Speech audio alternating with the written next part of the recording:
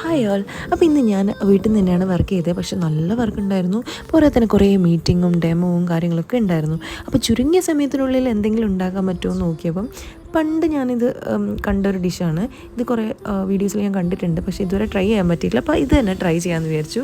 എന്താ നമ്മൾ നേന്ത്രപ്പഴം ഇങ്ങനെ ബട്ടറിലൊക്കെ സോട്ട് ചെയ്തിട്ട് അതിൽ കുറച്ച് ജാഗ്രിയും നമ്മൾ കോക്കനട്ടും മിക്സ് ചെയ്യാം. ഇത് സത്യം പറഞ്ഞാൽ ഞാൻ 6:15 ഇത് ഉണ്ടാക്കാൻ തുടങ്ങിയത്. 6:40 അങ്ങനെ ആകുമ്പോഴത്തേക്കൊന്നും ബാങ്കുണ്ടായിരുന്നു. അപ്പോൾ ഇത് പെട്ടെന്ന് ഉണ്ടാക്കാൻ പറ്റുന്ന ഡിഷാണ്. ഇത് ഹെൽത്തിയാണ്. പക്ഷേ ഇതിൻ്റെ കൂടെ ഞാനൊരു ഐസ്ക്രീമും കുറച്ച് ആഡ് ചെയ്തിട്ടുണ്ടായിരുന്നു. അത് അത്ര ഹെൽത്തി അല്ല, പക്ഷേ എപ്പോഴെങ്കിലുമൊക്കെ ആകുമ്പോൾ ഒന്നും കുഴപ്പമൊന്നുമില്ല.